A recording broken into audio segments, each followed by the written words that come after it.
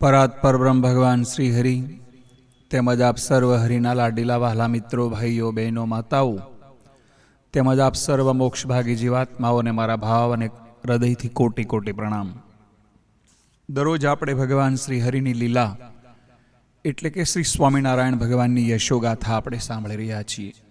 એમાં ગઈકાલે આપણે ભગવાન શ્રી હરિ વિદ્યાભ્યાસ કરવા માટે બેઠા.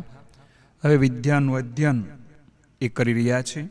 ઘનશ્યામ હવે વિદ્યાભ્યાસની સાથે સાથે બ્રહ્મચર્ય આશ્રમને અનુકૂળ જીવન જીવવાનું નક્કી કર્યું છે. વહેલી સવારે સરયુમાં દરરોજ સ્નાન કરે, દેવ મંદિરોમાં જાય, સાધુ સંતોના દર્શન કરે, પછી જ ઘરે ઘનશ્યામ આવતા. પોતાની પૂજા કરી વિદ્યાભ્યાસ શરૂ કરે. માતા ભાભી જમવાનું પૂછે તો ના જ કહેતા. જમવાના સમયે સ્નાન કરી પછી ઠાકોરજીની આગળ સર્વ સામગ્રી પોતે જ નૈવેદ્ય ધરાવતા અને પ્રેમથી થાળ બોલી ઠાકોરજીને જમાડતા. ત્યારબાદ થાળમાંની પ્રસાદી અલ્પ જેટલી પોતે જુદા પાત્રમાં લઈ બધું મેળવી અંદર પાણી નાખી ભગવાનની સ્તુતિ કરીને જમી લેતા. ઘનશ્યામ હવે અલ્પાહારી બની ગયા છે. જમતી વખતે ઊંચું પણ જોતા નથી. ભાભી ઘણી વખત આગ્રહ પણ કરે, ભૈયા ભૈયા આ બરફી લો ને, આ જાંબુ લો ને. પણ ઘનશ્યામ કંઈ જ ન લે. જે વસ્તુ ઠાકોરજીને ધરાવી ન હોય તેમને ક્યારેય ખપતી ન હતી. જેમ્યા પછી થોડી વાર ભોંય ઉપર આરામ કરે. ધર્મદેવ ઘણી વખત એમને ઠપકો આપે, પણ હસીને કહેતા કે બ્રહ્મચર્ય આશ્રમ છે, ત્યાગીનો આશ્રમ કહેવાય. આશ્રમના દેહનો અનાદર કેળવવો જોઈએ. ભગવાનને પણ કેટલું તપ વહાલું છે. ઘનશ્યામની નિશ્ચયતામક દ્રઢતા જોઈ ધર્મદેવ કંઈ બોલી શકતા નથી. ઘનશ્યામ નિત્યક્રમ પ્રમાણે સાંજે સરયુમાં સ્નાન કરે, ત્યાંથી પાછા ફરતા તમામ મંદિરોમાં દર્શન કરે. એમને થાક લાગતો ન હતો. એકના એક મંદિરે અનેક વાર ભગવાન દર્શન કરે છે. જાણે નિત્ય નવીન દર્શન થતા હોય એવો જ ઉત્સાહ. એક પગે ઊભા રહીને ભગવાનની સ્તુતિ કરે, સંધ્યા આરતી કરે, પછી ઘરે આવે. સવારે આપેલો પાઠ ત્યારે તૈયાર કરી લેતા. પછી ભગવત સ્મરણ કરતા કરતા ઘનશ્યામ મોડી રાત્રે સૂઈ જતા. સ્વજનોની સાથે કદી બેસતા નહીં અને ઘરની કોઈ વાતમાં લેશ માત્ર પણ રસ લેતા નહીં. એમની આવી રુચિ જોઈ ધર્મદેવ ભક્તિ માતાને ચિંતા થાય છે. માતા પિતાને પોતાની ઉદાસીનતાની ચિંતા કરતા જોઈ ઘનશ્યામને વિચાર કર્યો કે એમને જે સુખ દેવાનું મેં વિચાર્યું છે તે તો આ રીતથી મારી ઉદાસીનતાથી તેઓ નહીં લઈ શકે. એમના જીવનમાં એટલું અધૂરું રહેશે. એમના લાડકોડ પૂરા કરવા ઘનશ્યામે ઉદાસીનતાને ટાળી દીધી છે. કરોળિયાની લાળની જેમ મમતા પ્રસરવામાં એને સંકોચમાં સદા સિદ્ધ એવા ઘનશ્યામ મહાપ્રભુને નટેશ્વરની લીલામાં તમામ અભિનય સુલભ હતા.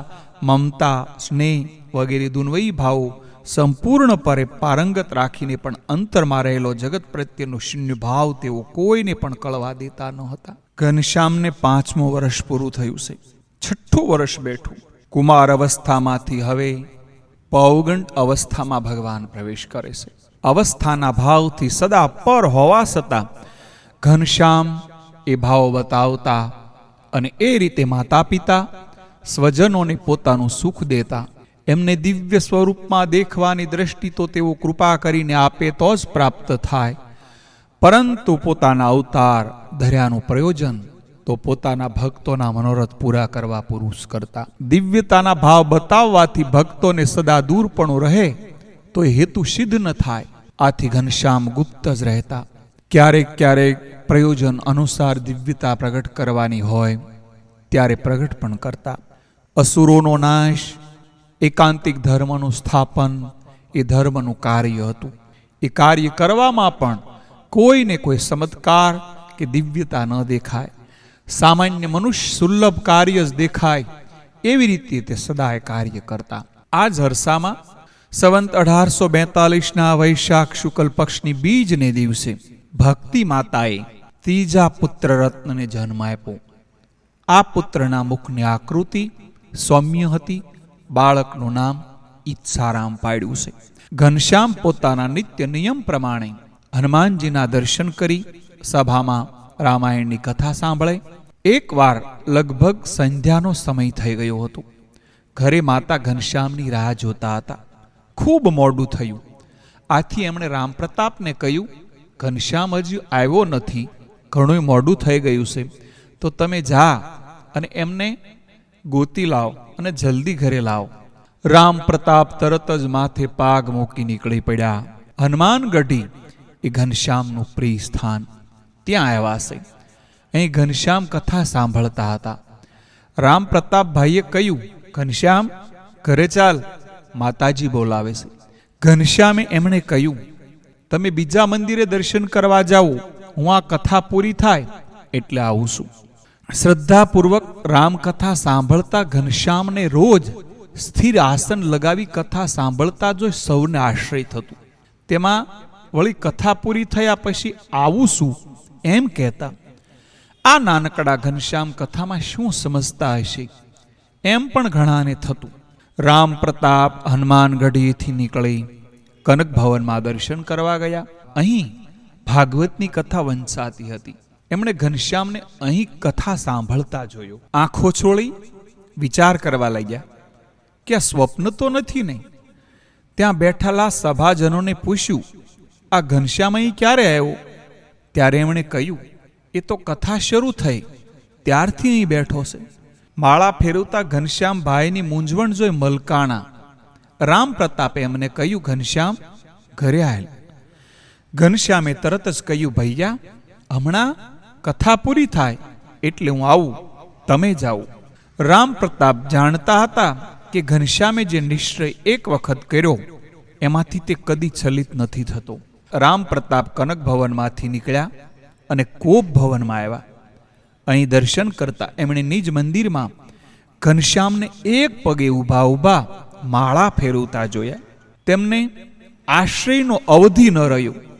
એમણે ફરી ત્યાં દર્શન કરતા હરિભક્તોને પૂછ્યું, આ ઘનશ્યામ અહીં ક્યારે આવ્યું?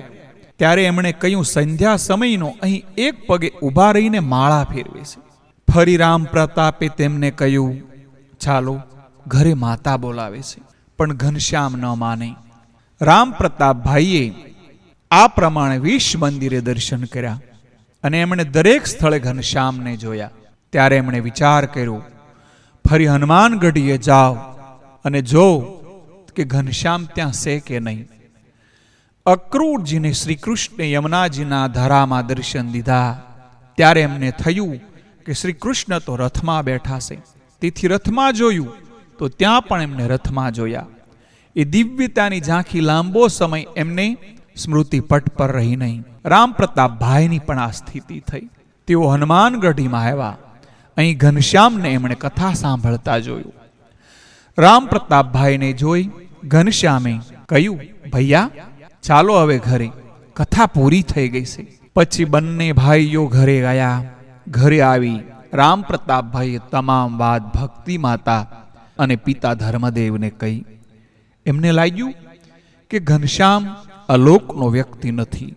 ઇન્દ્રિયો અને અંતઃકરણના ભાવ ટાળીને બ્રહ્મભાવને પામી દિવ્યતાનો સાક્ષાત્કાર જ્યાં સુધી થતો નથી ત્યાં સુધી ભગવાનના સ્વરૂપને એમને ભગવાન જાણ્યા હોવા છતાં દિવ્ય ભાવ અને મનુષ્ય ભાવની દ્વિજા રહી જાય છે.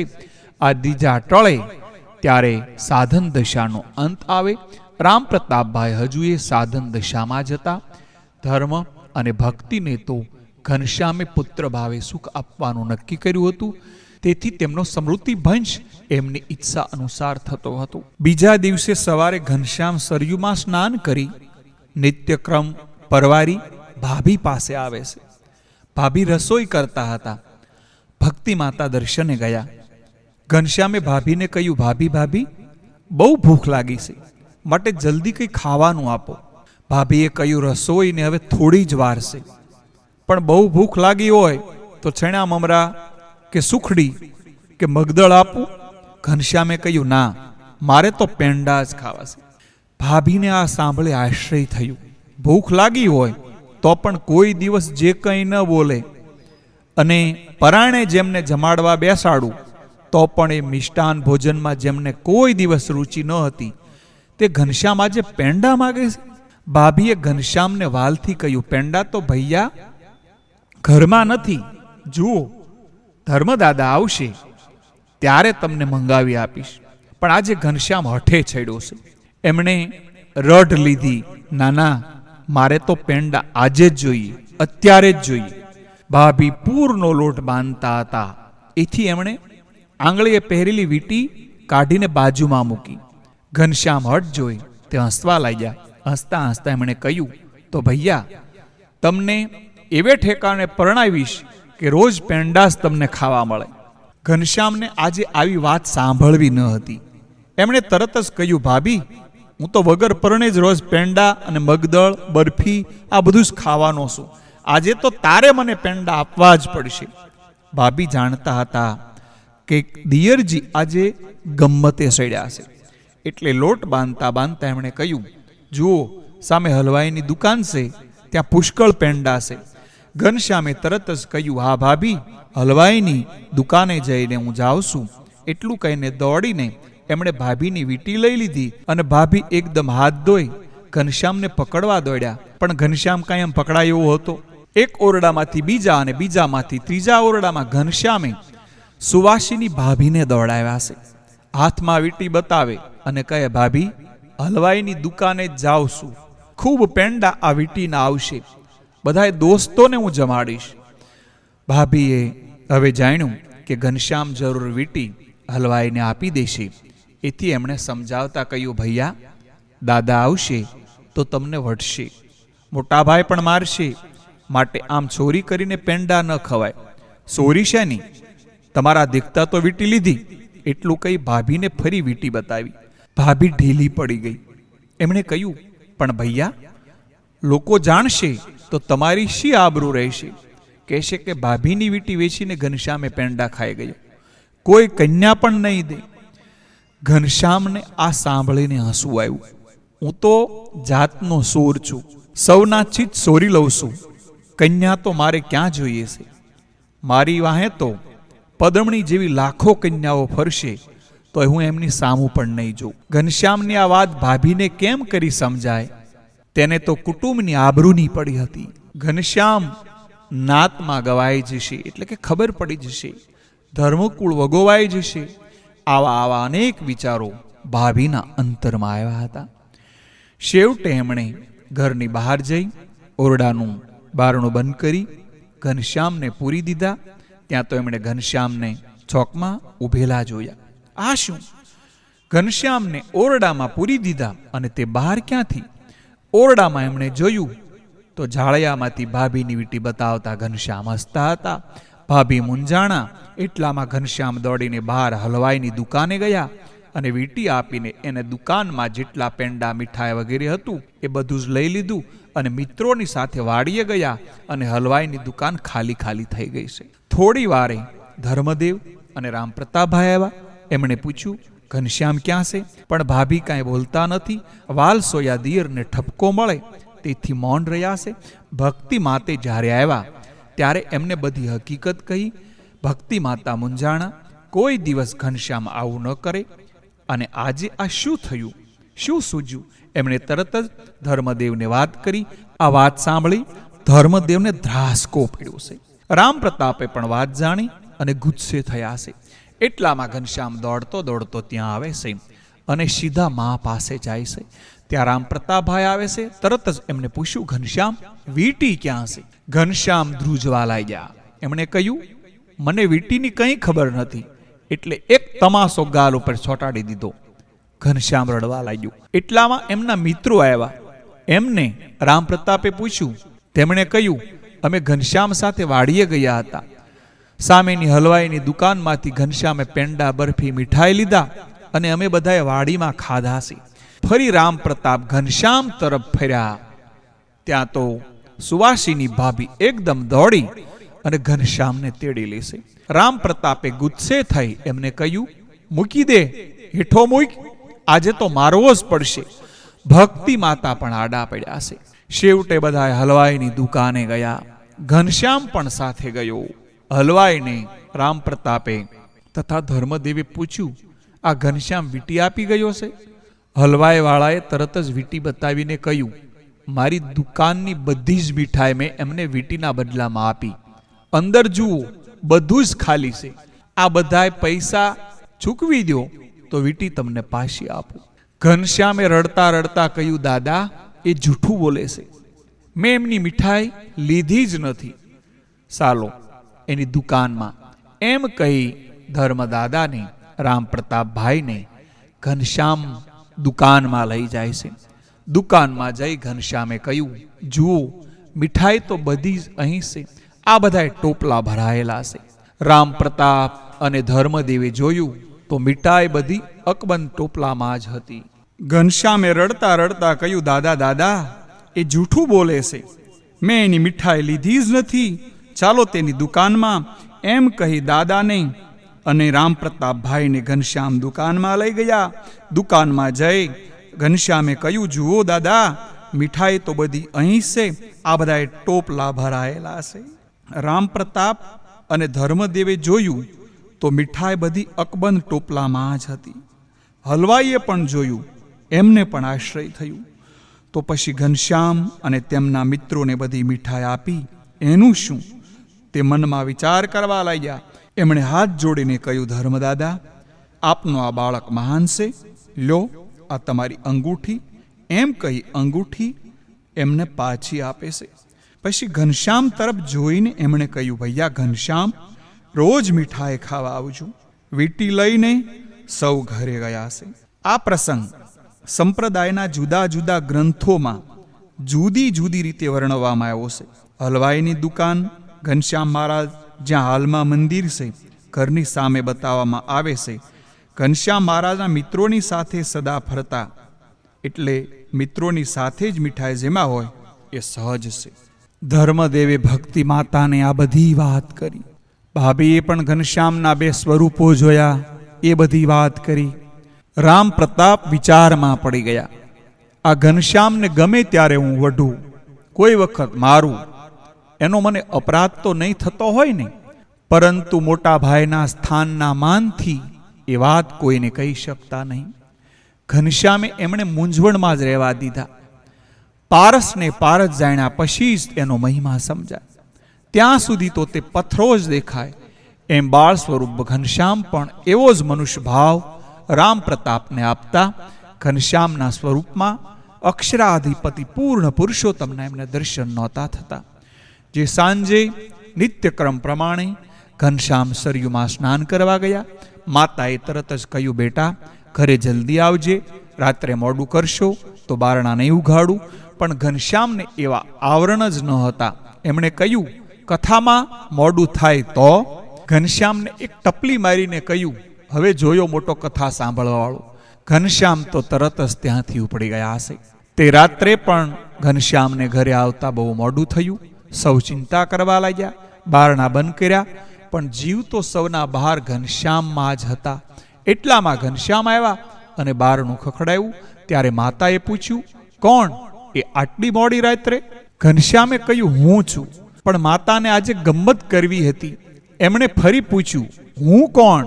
અત્યારે મોડી રાત્રે ઘણા ચોર અહીંયા આંટા મારે છે, માટે નામ કહો. ત્યારે ઘનશ્યામે કહ્યું, માં હું ઘનશ્યામ. એટલે દીદી હસતા કહ્યું, ઘનશ્યામ હો તો જંગલમાં જઈને વરસો. ત્યારે ઘનશ્યામ વળી કહ્યું, માં હું નીલકંઠ. આજે ભક્તિ માતા ગમ્મતે સડ્યા. તરત જ એમણે કહ્યું, તો ગીર ઉપર જઈને ગહેકો. ઘનશ્યામ હસ્યા. માએ આજે ગમ્મત કરવાનું ધાર્યું તો ભલે થઈ જાય. એમણે ફરી વખત કહ્યું, હું હરિકૃષ્ણ. માએ તરત જ ઉત્તર આપ્યો, સિંહ કદી કાળા ભાળ્યા નથી માં, હું વૃષપુત્ર. ભક્તિ માતાએ કહ્યું, તો જોતરે જોડાવ. ઘનશ્યામ હચવા લાગ્યા. આજે માએ ખરી પરીક્ષા કરવાનું ધાર્યું હતું. એમણે કહ્યું, માં ઓ માં હું ધર્મપુત્ર. ત્યારે માતાએ કહ્યું, ભીમના ભાઈને ક્યાં પુત્ર હતો? હું હરિ. તો સ્વર્ગમાં જઈને વસો. માં હું ભક્તિપુત્ર. ત્યારે માએ કહ્યું, ભક્તિના પુત્ર થયા તો જ્ઞાન અને વૈરાગ્ય છે. ત્યારે ઘનશ્યામે બૂમ મારીને કહ્યું, માં હું તો તારો લાડલો. ઓ માં એમ કહ્યું કે તરત જ ભક્તિ માતાએ કમાડ ખોલી નાખ્યા અને ઘનશ્યામને તીડી લીધા. એમને ગાલ ઉપર પ્રેમથી પપ્પી કરી છે. પોતાની ગોદમાં દાબીને કહ્યું, બેટા આટલું મોડું અવાય, બહાર કેટલું અંધારું છે, અસુરો ભમે છે. ઘનશ્યામ હસવા લાગ્યા. એમણે કહ્યું કે માને ક્યાં ખબર છે કે અસુરો તો એમના માટે જ ભમતા હતા, પણ એમને કોઈ હવે કારી ફાવતી ન હતી. તો વહાલા મિત્રો, આજે આપણે બાળ ઘનશ્યામ પ્રભુની લીલા અહીંયા આપણે સંક્ષેપમાં રજૂ કરી રહ્યા છીએ. તો વહાલા મિત્રો, તો આવતીકાલે ભગવાનની જે નિત્ય નિત્ય નવી નવી લીલાઓ આવશે એમનું આપણે કાલે વર્ણન કરશું, યશોગાથા ગાઈશું. તો વહાલા મિત્રો, આપ સર્વને આજે ભાવ અને હૃદયથી પ્રણામ. જય શ્રી સ્વામિનારાયણ.